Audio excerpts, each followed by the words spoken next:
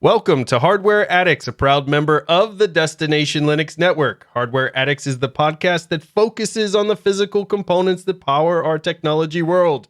In this episode, it's jam-packed. We're going to discuss the world's first 4nm SoC, and guess what? It isn't made by Apple, it's not made by Qualcomm or Samsung. However, some news dropped today about Qualcomm that we just have to cover as well in this episode. Fresh off the press, headline, breaking news, all that stuff to get your attention happening in this episode. Then we head to Camera Corner, where Wendy will discuss tripod heads for photography. So sit back, relax, plug in, because Hardware Addicts starts now.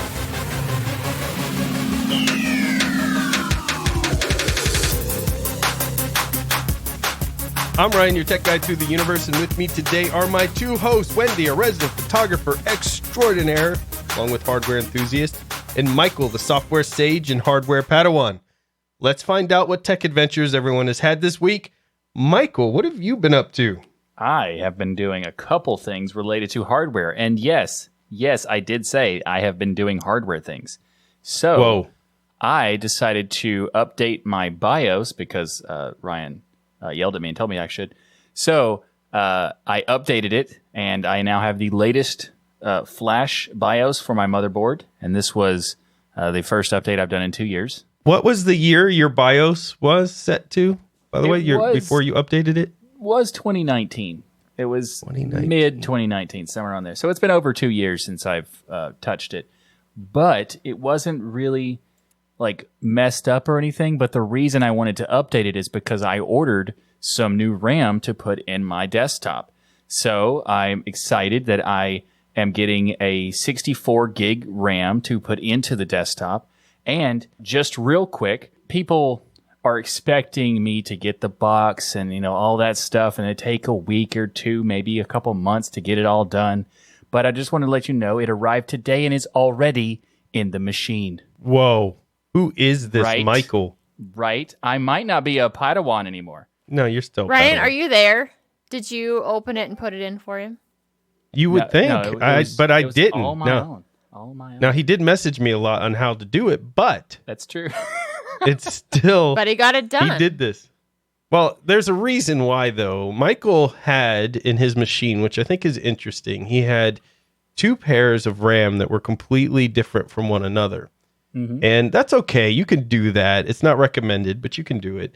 The issue is that the timing of the RAM, not just the timing, but the speed of the RAM was set to the absolute minimum of the pair of RAM, the least performant RAM in there. So if you had RAM, say, at 3200, and then you had another one at 2800, then it's going to run all your RAM at 2800. His was running extraordinarily low, like DDR3 levels low, even though it was DDR4 RAM in this mismatched pair that he had. So we went ahead and I sent him a really nice set to pick up of memory that works perfectly with AMD Ryzen. We'll have it linked in the show notes if anybody wants to pick it up as well, but 64 gigabytes of it, which will help him tremendously with some of the work that he's been doing in production for the Destination Linux podcast. There's a video element to that. There's all kinds of stuff that goes into Destination Linux that's unlike any other podcast that is done out there from a video perspective and transition perspective and real-time effects perspective and all this. So he needs that power and has been having issues where applications would crash randomly and that type of stuff. And we're hoping this is step one, starting to fix some of those issues. Yeah, I hope that I don't have to do much else to fix these issues. That would be fantastic. I don't have that expectation, but I am glad that I'm doing at least step one because there are a lot of complicated approaches to the live switching that I do in OBS. And I've even had it where the RAM in the CPU couldn't take it, so the OBS itself would crash and other things would crash. Last week we had another crash, so it was time to upgrade. And I didn't realize that my RAM was doing that lower thing. So for those who are curious, it was 1067, pretty sure that was the thing. And I did test it before coming on here, just to let you know. So to make sure that I have covered all bases, Now, I know it's not been optimized yet because it probably can go higher, but right now it's 2133. That's definitely a step up. That's double what you had before. But yeah, you definitely need to optimize that and kick that up even further. But you're headed in the right direction because that RAM was rated at... I'm pretty sure it was 3600 because it says DDR4 3600 on the product, and I assume that somehow is related. Yes. Okay. So it's 3600. Now you do have an older motherboard as well that we have to contend with. So may not be able to get the full speed out of there, but we're getting closer to getting you a real machine and getting you out of this Padawan world, which I'm excited about. But you could definitely go into the BIOS and start upping that RAM and the megahertz. You don't have to go to the full 3600, but you could certainly try it and see what your stability is. And the worst thing to happen is just go back into your BIOS and post it down if it becomes unstable. Cool. Then I will try that after the show. Wendy, what have you been up to? I finally settled on a phone and bought one on Friday, so I've been using it now for a few days. This is based on record time, not launch time, so by the time you guys hear this, I'll have had the phone in my hands for a week. I ended up settling on the OnePlus 9, not the Pro, and it really came down to a lot of reviews that I had watched, listened to, and there was a lot of them that were saying that, yes, there's some really awesome stuff in the Pro, but it's not really worth that price jump between the two. And as I was looking them over, I was really good with what was being offered in the OnePlus 9, and the other advantage of going this route is they were on sale. I've been watching the phones that I was interested in here for the last month, looking at the prices, kind of keeping a steady watch on them because I wanted to grab them when they hit that lowest price available. So this phone has 120 hertz refresh rate on it at a 6.55 inch screen. Have you noticed a difference because the phone you're coming from did not have 120 hertz? Have you noticed any different in between the two screens? It is so smooth, but I have to say that there's so many other differences between the two phones that I don't know how much of it is the refresh rate, which I'm sure there's quite a bit of it is.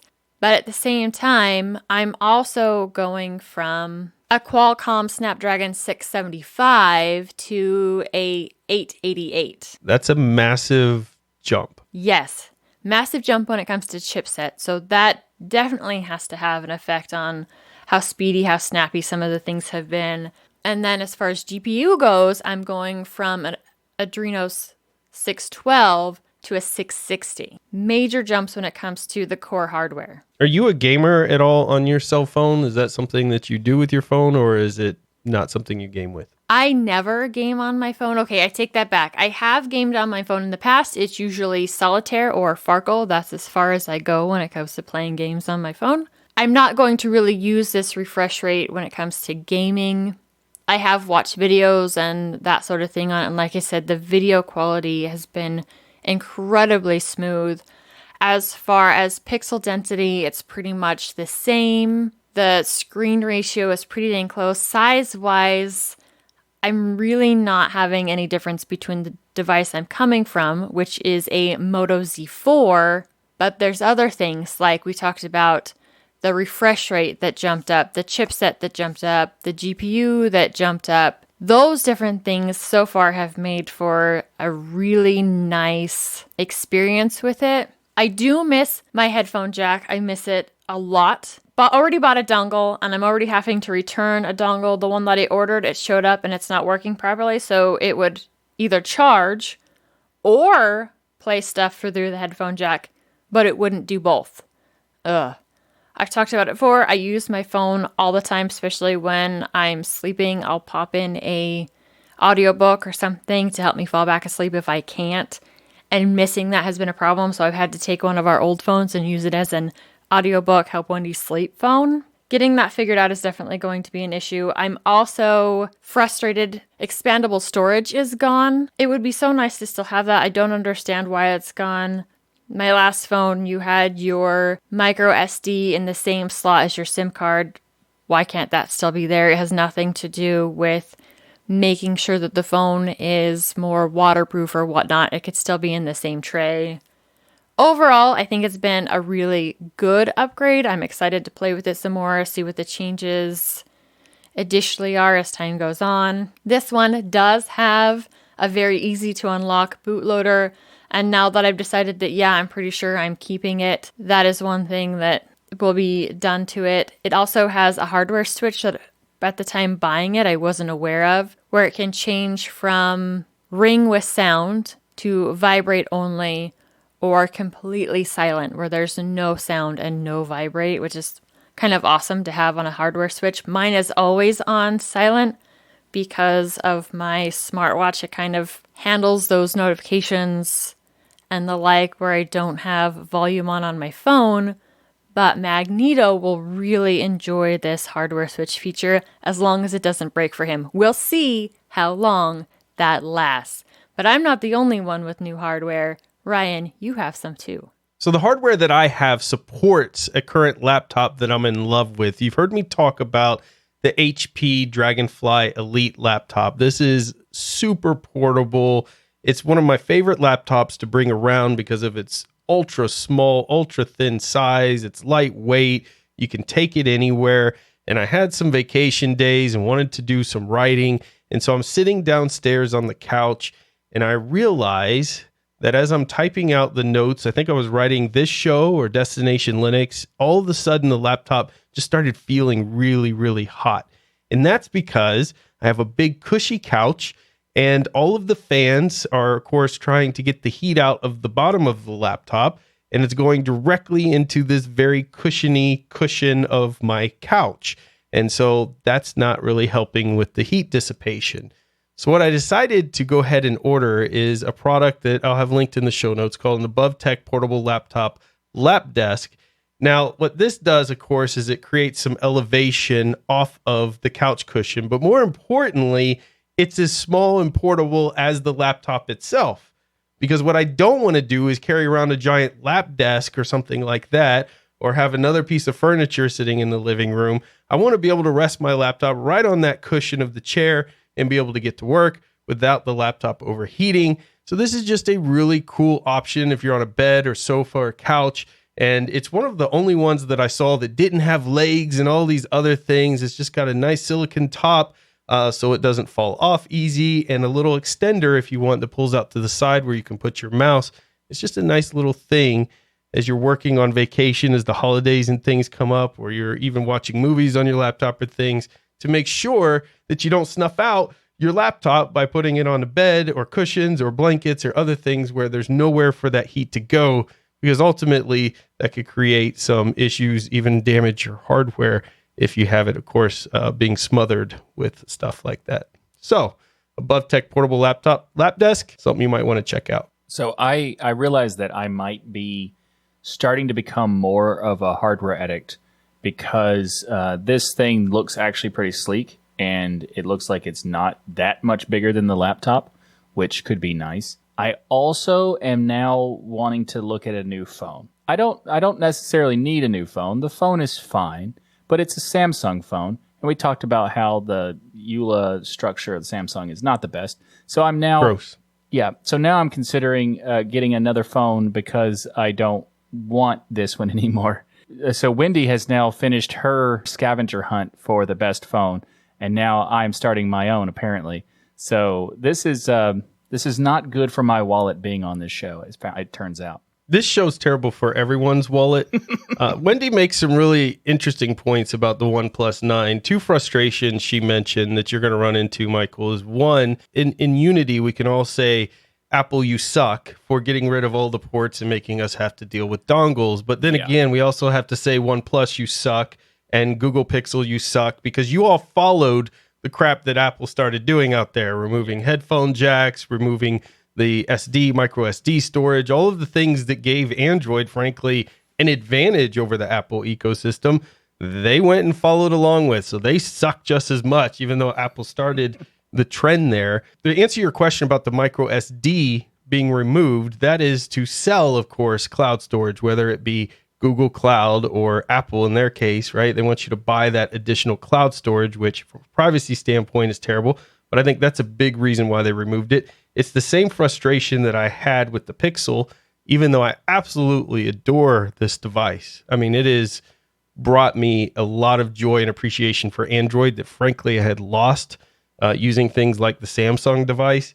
But it is frustrating because no expandable micro SD storage, and of course, no headphone jack, which means we're back at dongle gate. So that is frustrating. So you're going to run into all of that, Michael, in your pursuit to find a good phone, which is a crappy place to be because we should be able to have those things. It's going to eventually come down to what are the things that you value the most? What do you need the most out of your device? And that is going to help you decide which of the options out there is going to be the right one for you. It's been a few years since I've been looking for a phone, and it wasn't fun then. I don't expect it to be fun now. And it's kind of funny how it used to be like enjoyable. You know, I remember just probably 6-7 years ago when I was looking for a phone, I was excited. And yeah, now it just feels like they're just making it as painful as possible. The good news is that we have two really promising things happening in the mobile world that we're going to talk about later in this episode. So you may want to hold off just a little bit longer to see what these things are coming out next year that are going to blow your mind.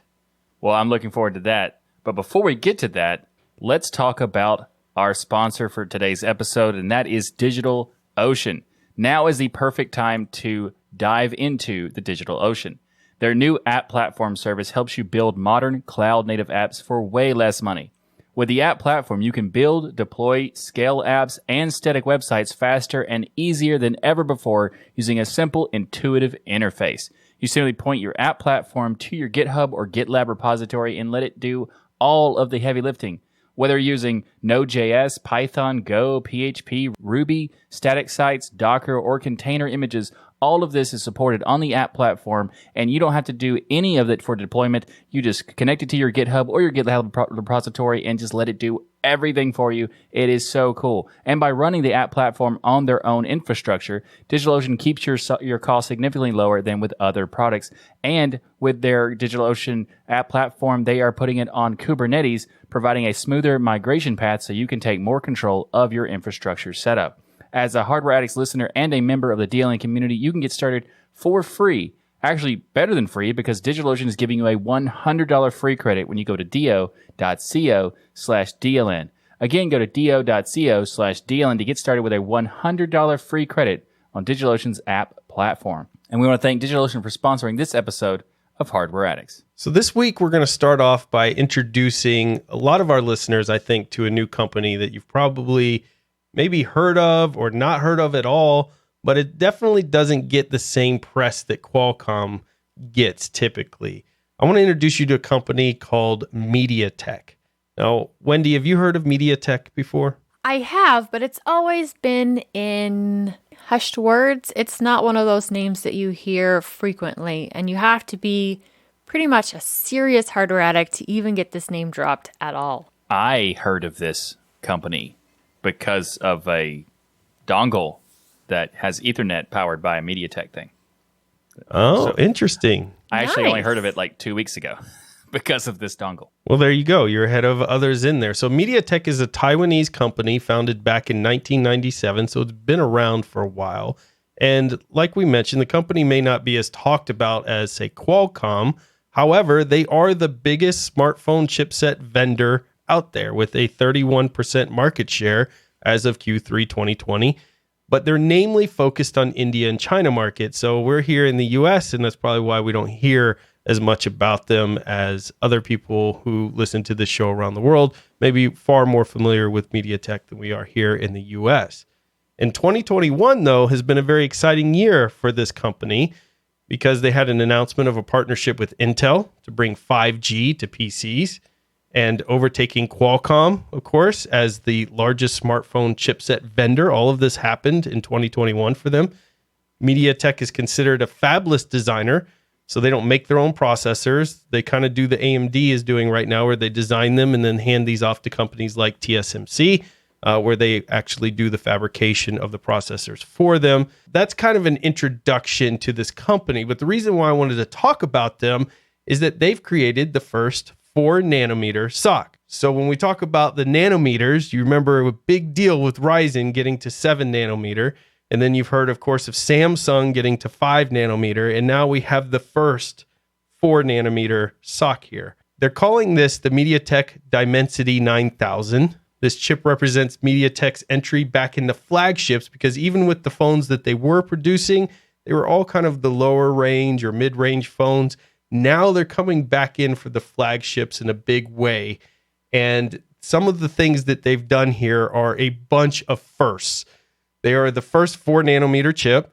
They're the first to use ARM version 9 architecture. They're the first to use the LPDDR5X memory with 7,500 megabits per second support, making data near instantly available with this type of memory. The chip that they're talking about here is going to have a really interesting layout. You're going to have an ultra-core 1 ARM Cortex-X2 at 3.05 gigahertz. Then you're going to have 3 super-core ARM Cortex-A710s at 2.85, and then 4 efficiency cores. Now think about this. This is why nanometers is so important, because shrinking these things down allows you a lot more room on the chip to do some interesting things. So 1 ultra-core, 3 super cores, and 4 efficiency cores will be built into this. And I think that's pretty exciting news from a design infrastructure standpoint. Yeah, this is pretty interesting. And also you mentioned how it's a fabless design. Is it a fabless design? Wendy, can you put him in timeout or something? We can't deal with might the bad have jokes. to because, Yeah. oh my goodness. Well, if that's not exciting for you, Wendy, check this out. They're saying that this flagship is going to have an 18-bit HDR ISP design, allowing it to capture HDR video on 3 cameras simultaneously, while also being very power efficient in doing it. Capture an event using all different cameras, for example, wide, standard, and zoom, and then you can edit those later and pick your favorite camera that was recording at that moment to grab its video. And they're also saying that it's going to support 320 megapixel cameras for smartphones. This is absolutely crazy. I love the idea of it being able to capture video from 3 cameras at once. Most of the high-end smartphones right now have 2 to 3 cameras on it. Whether you're out on a walk or doing all kinds of things, it would be amazing for your vlog, whatever you're doing, to be able to capture all of that video and then in post, break it in, all these different options that it gives you to capturing that video at the same time. Now, when it comes to supporting a 320 megapixel camera, the first thing that I thought of when I heard this was, are they going to be making the sensor any bigger? Well, I know when it comes to CPUs, we really want them to be shrinking those cores, making them more efficient.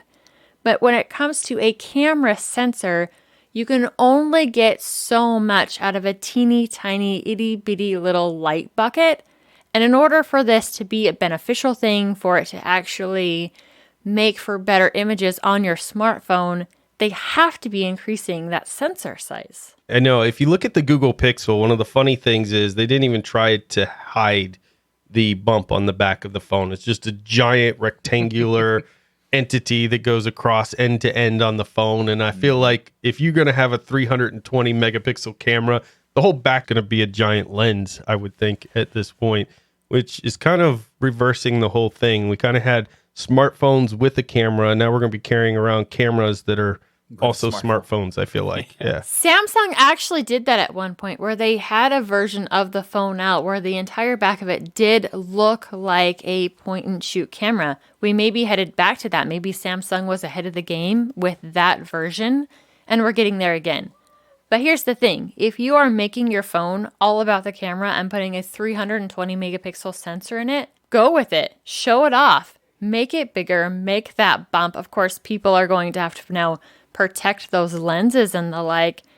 But it seems to be more and more the market is wanting that in a smartphone. If you're doing it, go all the way. Go for it. It's really interesting that all the innovation has kind of moved to the camera every time you hear of a new phone. And I use my camera phone obviously more than any other camera in my home. But it doesn't excite me as much as it must some other people who I guess are just looking for having the greatest camera ever. I want to see more innovation. Thankfully, they kind of gave us some really interesting hints at some other things that they're doing. Of course, there's plenty of room for an AI processor, but this chip is the first to rock the ARM Mali G710 MC10 graphics processor. But here's an interesting first that they mentioned here that I know you Linux folks will be interested in. It's got the industry's first ray tracing SDK using Vulkan for Android in here, which is kind of neat. Cool. Having ray tracing inside of Android is interesting, but using Vulkan to power it is actually super exciting because there's so many pieces of Vulkan. As a software stage, I'm not going to give you full details about what Vulkan is, but it's an API for displaying graphics and the pipeline for that sort of thing. And it is being used. Pretty much everything is moving towards it in some degree. Even Windows is making Direct3D sit on top of Vulkan as a possibility. So this sounds awesome to me because I think that doing something like this in Android is not something I would have expected. So very, very cool to make this a possibility. And also that might even be why they're able to do that multi-video capture approach because Vulkan allows you to have a much bigger bucket of processing for that. No, that's a really good point. Vulkan's been amazing. Actually, this is one of the reasons why Apple's so terrible at gaming, doing any gaming, because they went with Metal instead of going with Vulkan. I don't think Vulkan was out at the time they were making that decision. They were basically like at the stage of doing both. They could either have gone Vulkan or gone with their own with Metal.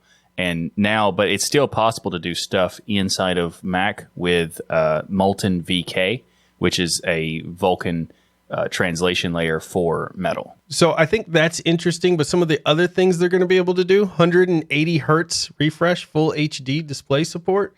So if that 120 wasn't enough for you, Wendy, now you're going to have 180 capability right in your phone, which I don't even have PC monitors that go that high. It seems like mobile gaming is also a push for smartphones in these days, and that would be one of the advantages of going with a processor like this, is being able to do much more in the gaming realm on a tiny little device. It's really interesting you say that, Wendy, because in our next section, when we talk about Snapdragon, you're going to see a lot of this push for the mobile gaming realm. And you said yourself, you're not a mobile gamer. I don't enjoy playing games on mobile. But then again, I'm old. So I think us old folks don't. But there must be a massive market for these games out there. Or essentially, they're trying to create this massive market to say, hey, ARM is where it's at. And these mobile and portable devices is going to be where gaming is going. And so I think that will be interesting to get into. Just real quick, some other things that are exciting here is Bluetooth 5.3, Wi-Fi 6E 2x2. All of this is going to be packed into this one little chip, and the rumored devices that will have the Dimensity 9000 will be the OnePlus Nord 3. So you got a OnePlus device in there, a Poco F4 GT, and these are just rumored. I've never heard of Poco, but I guess it's a phone manufacturer out there. And then the Realme X9 Max and a Redmi K50 gaming phone are some of the rumored phones to get this chip in 2022. I find this really interesting, especially when it comes to the OnePlus device. This is not their top of the line. This is more their mid-range line. And it's interesting that this chip is going in there, which makes me wonder, what are their flagship devices going to have if this is what they're putting in their mid-range? It's a very good point. They may be putting this chip may be so inexpensive to manufacture that they can put it in all the lines and just ramp up some of the additional pieces surrounding it, such as more memory and things on their flagship phones. But you do bring a good point that a lot of these are not considered your typical flagships. But we know what happens now with all this competition, all of this press that Apple has brought to ARM. We're really seeing things heat up. And Qualcomm, we know, is wrapped up with Samsung. You don't see a Samsung phone mentioned here in this ARM race, but Qualcomm just did drop some bombs just today that are very much going to change the entire landscape of PCs, I think, as we know it. So today they announced their new mobile chip Snapdragon 8th Gen 1 mobile platform. They're saying this is a groundbreaking platform, as they would, that's going to deliver next level AI and gameplay to transport you into realms while unleashing the power of 5G. Now, the 5G piece is really important because they kind of highlight that everywhere throughout this press, basically talking about an always on, always connected device. And when they talk about device here, they're talking laptops, portable game machines, and smartphones. So they're going for all the screens with this new platform that they want to power with this new Snapdragon 8th Gen, which is really fascinating to see them come out so quickly, so fast to bring this to market and trying to compete, of course, with what Apple's been doing with their silicon. They say that they're transporting you to new realms. Is one of the realms Narnia? You're going to have to go into your coat closet and see if it's Narnia. Right. The wardrobe. Gotcha. Yeah, wardrobe closet. That's it. I'm not familiar with children's stories, Michael. Well, you're missing out. Clearly. What's interesting about this is they talk about the new Snapdragon 8CX Gen 3 compute platform and the Snapdragon 7C Plus Gen 3 compute platform. I really wish they would, we talk about naming a lot. I mean, that's not very exciting names. 8CX and the 7C Plus. Yeah, hopefully those are just kind of pre-production names. It's disappointing because they have the model and the device that they have is Snapdragon. That's such a good name. Like, why did they have to make it worse after the fact? They could have done something a little more exciting there. Some interesting things. The Snapdragon 8CX Gen 3 is stating that they're going to deliver insane performance as a first 5 nanometer chip, enabling up to 85% performance improvement over previous generations. 85% performance improvement over previous generations, and 25 hours of battery life on a single charge. And they're talking about these laptops being completely fanless. I want to know if the previous generation was that bad or these are that much better. How are they getting that 85%? And the fanless thing is absolutely amazing. That's one of the things that is driving these ARM chips, is the fact that they run so much cooler, so much more efficient in many ways compared to the CPUs that are in your standard desktop and laptop, making them quieter, making them cooler, making them last possibly for 25 hours. If they can get 25 hours out of these laptops, it would be absolutely insane. If they can match some of the performance or even supersede the performance of the Apple M1 chips, it would be amazing. And I would love to see it because it's just going to make competition. Well, look what Apple's already done. We would not have had this type of race to get these ARM chips into laptops if it wasn't for what Apple had did. So in that way, I really appreciate the fact that they're kind of driving that innovation here. And what I'm seeing from both Mediatek and Qualcomm here are some really impressive designs that they are putting out there. And of course, we're going to have to get our hands on them and see if they're able to live up to the hype. But 25 hours of battery life is a big deal. But there's more. I mean, they're talking about all of the AI chips and everything else that they're going to be including in these. But then they also, at the same time, announced a new gaming platform. So if you're familiar with the Steam Deck, which is a portable gaming PC that runs Linux, they are going in direct competition because it looks very similar to the Steam Deck. In fact, there's another device that also was announced recently. So everybody's kind of following Steam Deck here and trying to get their portable gaming platform out. But they're going to use, of course, this Gen 8 platform that they have in partnership with Razer. It's going to run Android. So this goes back to what you were saying, Wendy, about the fact that they're really pushing this mobile gaming platform for people to really get excited about and use. Unlike the Steam Deck, which uses a full PC operating system, this is going to run your mobile Android on it. But the partnership with Razer is interesting. It just raises the question, where are they going to get all their games? And are they going to get some big studios to back them to get some games out there? Because one of the reasons why mobile gaming is so unexciting for me is it just doesn't have the same level of games that you would have, say, playing on a console or a PC. You're going to have usually a stripped down version of a video game in the Android store, or these games where you can only play for 30 minutes and then you got to buy $25 worth of coins to keep playing, and all these type of ads and rip-off stuff that make it miserable for me to even think about mobile gaming. But they're thinking there's something here with Android and Razer to kind of build this new handheld gaming device out there. And it looks pretty cool. I mean, it looks like a really nice device. It's very long. It's got a big screen in it. And of course, they're using this new platform to power it. So obviously, this platform's definitely got some oomph to it when it comes to performance, if they're going to be able to pull off mobile gaming in a little setup like this. I have a feeling that more advanced games are going to be coming to these mobile devices, and they're definitely shooting for the younger generation. My kids like to play Minecraft on a computer, on an Xbox, and on a tablet.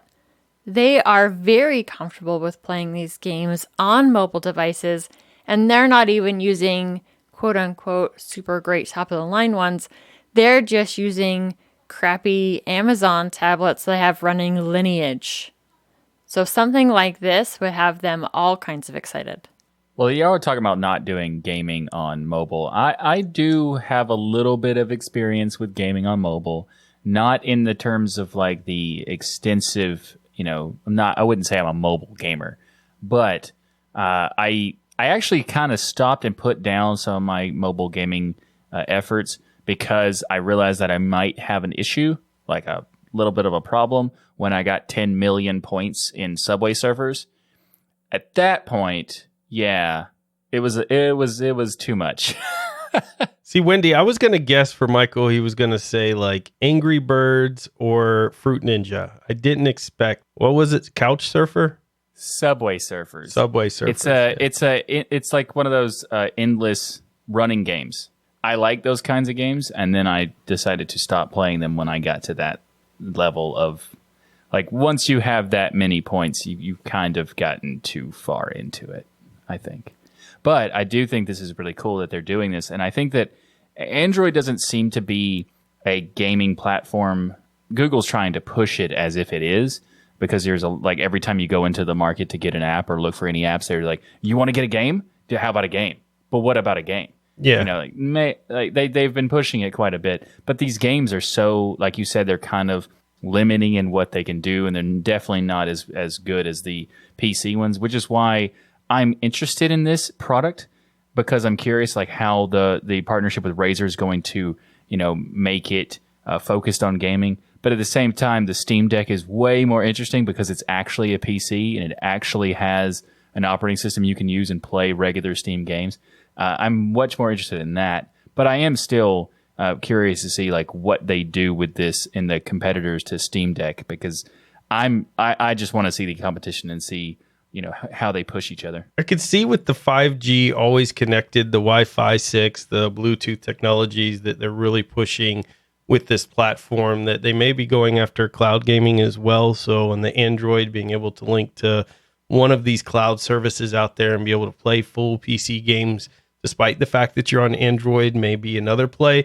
Though in their actual advertising on their website, they say there are 2.5 billion mobile gamers in the world. Combined, mobile, PC, and console gamers generate 175 billion a year, and more than half of that, 90 to 120 billion, is generated from mobile games. So that leads me to believe they're not targeting the cloud and they're going for that mobile market, that $120 billion worth of mobile market that they want to tap into. So it'll be interesting to see what they bring. Either way, I think it's innovative. I think it's going to push some boundaries. And I'm happy to see Qualcomm kind of wake up and realize that Apple's just been kind of sitting in this little realm on their own, freely being able to innovate and do what they want, while nobody else is kind of able to keep up with them. And we finally have Mediatek and Qualcomm waking up and seeing if they can do something to compete. Ultimately, it's going to help everybody. Even if you're an Apple fan, Apple's going to have to up their game to make sure that they continue to stay on top. And we got ourselves a real race here. That's always good. This episode of Hardware Addicts is sponsored by Bitwarden. Bitwarden is the password manager that we use and trust. Bitwarden lets you set up things like a PIN to easily access your password manager, as well as additional authentications such as master passwords, adding phrases to fingerprint security, all to keep your passwords safe. Bitwarden is the easiest and safest way for individuals, teams, and businesses to store, share, and sync their sensitive data. Go to bitwarden.com/DLN to get started for free. Bitwarden is the password manager that I have chosen to use. I've shared it with friends and family because it's open source. You can self-host it, plus to do security audits and share that information with you. You can get a premium account that starts at just $10 per year. What comes in that premium account? 1 gigabyte of encrypted file storage, 2-step login with YubiKey, U2F, and Duo, Vault Health Reports, TOTP Authenticator, storage, and generation, priority customer support, all for just $10 per year. Make the smart move like many in the community have and go to bitwarden.com/DLN to get started for free. Thanks to Bitwarden for sponsoring this episode of Hardware Addicts. All right, Wendy, take us into the camera corner and tell us about the types of tripod heads for photography. There really are quite a few different versions, and the one that most people see, the most popular one for photography, is the ball head. Think about the joint for your shoulder or your hip joint, where you have a ball that sits inside of a socket and it can rotate all kinds of different ways. That's why this one is really popular, because you can get your camera in just about any position you can think of. After that, you have a pan and tilt head, and this really only moves in 2 axes. So the ball can move in 3, whereas if you're using a pan and tilt head, you can pan, so go from side to side or up and down. The nice thing about this one is it's really sturdy. The ball head, if you don't have it tightened down enough, you can start to get some slippage of your camera while it's on there. Say you are shooting birds or some wildlife photography and you're using a really, really big lens. This is where a gimbal head is going to come into play. So you've seen gimbals for cameras for doing video and the like. This also has some of that swinging movement, so you can get your camera into the right position while also supporting this massive lens. Now, Michael, do you remember at Southeast Linux Fest when I brought the gimbal camera with us? Yep. Yeah, and it kind of, the camera setting it up was a pain. This was a video camera made by DJI, and it was a little bit of a pain to get kind of started. But once it did, you could move around and be shaky camera person, but the people watching the live video didn't see that. And that was what made the gimbal such an awesome option for video and why I'm a huge fan of it. It was a motorized gimbal, and it just really made a difference in not making people who were watching live sick as we were touring Southeast Linux Fest. Absolutely. And it also, I remember it being like you hating it for the first bit until it finally started working. Like, oh, okay, now this is awesome. Exactly. Yeah, it was a little pain to get set up. This one you don't have to get balanced like a different video gimbal, and I have one myself that I've used for shooting different video, kind of playing with, and they can be a huge pain to set up. If you're using one for video, you have to get that balance just right, or you're overworking your motors, or it's not sitting quite like it's supposed to.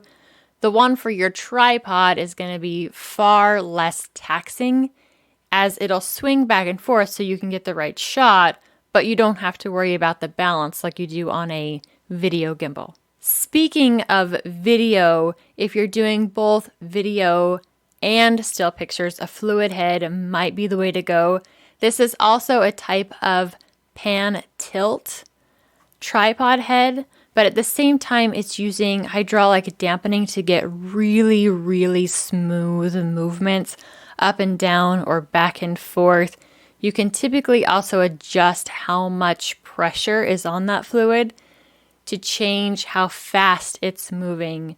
Can you move it really fast because you've lessened that pressure, or do you have it tied down really, really well so you're getting a very nice smooth movement across or up and down? When you first said fluid head, I thought you were insulting Michael. But is this something that you would utilize? Wow. Previous times, I see where you're going with this, but this time, out of nowhere. I Well got done. you. He just called you a waterhead. He did, and I did not see it coming. Is this something you would use for video as well, or is this only for still shot? This is good for both video and still shots. It's one of those, if you're doing both, if you're doing a lot of both, especially adding video to it, a fluid head is a very, very good option. so you can get those sweeping shots while still being very stable in still images. Now, one of the issues that I have, Wendy, is that my camera sits up on a stand that's connected to my desk. And if I put any weight on my desk and it shakes the camera. Fluid head and all that stuff, really not for me. A gimbal's kind of what I would need to stabilize that regardless, correct? This kind of gimbal is not like the one you're thinking of. It's not going to stabilize it in motor-wise and shake your desk. With any of these, having a tripod sitting on your desk, it's still going to be moving your camera. If you need a way to stabilize the camera from getting bumps, it's going to have to be a different solution. I can't think of one right off the top of my head as it's not my normal area of expertise, but we can dive into that next week on ways to stabilize the camera that you're using as your webcam and avoid those bumps and knocks. That would be awesome. Say you're spending a lot of time getting panoramic pictures. They're absolutely gorgeous. I love to see these type of images. This is where a motorized head is going to be awesome. You can set the speed, the range of motion. They are more expensive, but perfect for the panoramic, time-lapse photography, or video in getting that perfect look. Some of the more expensive lines, you can have them connected to an app on your phone and be able to control where it's moving and how it's moving without having to touch the stand at all. A tilt head is if you have a monopod. Monopods are absolutely fantastic if you're going hiking out in the woods and the like. They're very easy to use. They're easy to get in and out because they're not so many feet. And this will only go up and down. If you're wanting your camera to the side or different positions, you have to move the monopod itself, but they're very sturdy, easy to use, and fantastic for monopods. Then we have the pistol grip, and I actually think it looks more like a hose adapter. You know the sprayers where you grip it, and when you're holding the handle back, it sprays water. That's more what I think of when I think of these ones. They're also a ball tripod head, but instead of moving all of the knobs in the different positions to get the ball where you want it to be, you pull this grip back, it releases tension on the ball. You can move that camera wherever you need to go, release it, and you're already locked in position. It makes for very, very fast adjustments of your camera, but keeping it incredibly stable at the same time. That sounds way better for the ball type, and also it sounds like a perfectly named thing to get back at Ryan's fluid head reference. I'm a pistol grip? What? No, I'm a pistol whip you. Oh, it's grip. Grip. Pistol whip. I got Pistol you. grip, Right. not pistol whip. But I see where My you're bad, going my now bad. that you cleared things up. Yeah. Well, I always prefer a pistol grip when I'm shooting photos. Get it? So Pistol Ryan does shooting. the dad jokes Yeah. now, and it's okay. But if I do it, No, it's not okay. Nice. It's not okay from either one of you, but there's nothing I can do about it. I applaud you, sir. Thank you. You've redeemed yourself from the fluid head reference. Thank you. Thank you very much. We have just one more tripod head that I'm going to talk about today, and this is the same as the motorized. It's perfect for panoramic type shots, not so much for video because you're doing it manually. They're much, much cheaper than a motorized head, but it still allows you to get that really nice, stable panoramic shot. When you're doing these, you don't want the camera to move up and down. You want to keep that skyline perfect and the same. So when you're bringing those images in post-production, everything lines up really, really neat. So you're only going to be getting side-to-side movement. They usually have a way that you can set it at 0 and control how far you are rotating your camera around. If you're doing anything with panoramas, even if it's on your cell phone, look into one of these panoramic heads. They might help you get just the right shot. That's very cool. I learned a lot in this. I didn't expect this to be one of those topics that I was like really vested in, but dealing with a lot of issues and getting those shots, having tripods, having the shakiness, having to deal with the balls not being tightened enough to where the camera moves because my Sony mirrorless is on a ball mount right now. And a lot of times it will just, if you put too much pressure, it'll fall forward or to the side. And so you got to really tighten it. All of this, all of these are issues that I've had to deal with. And knowing there are so many different types out here gives me some hope that we can solve some of these issues that I've ran into. So thank you for that rundown, Wendy. And that's it. Our 49th episode of Hardware Addicts is a wrap. Thank you for listening to the show that brings you your bi-weekly tech fix. And if you're not all lit up on tech yet, then be sure to check out all the great content on Destination Linux Network. Head right now to destinationlinux.network and sign up to all of the great podcasts. Subscribe to all the YouTube partners available. There is so much to fill your brains with. Remember, there's no such thing as too much hardware. Learn, build, innovate, and grow. We hope you enjoyed the show, and we'll see you next time for another episode of Hardware Addicts, where we explore all new realms of dimensity. You fluid head. I was expecting you to say, "Oh snap, dragon." That's good. Wendy's not saying anything. I wonder, she must have just...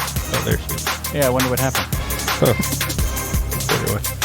I was just throwing up a little bit in my mouth, that's all.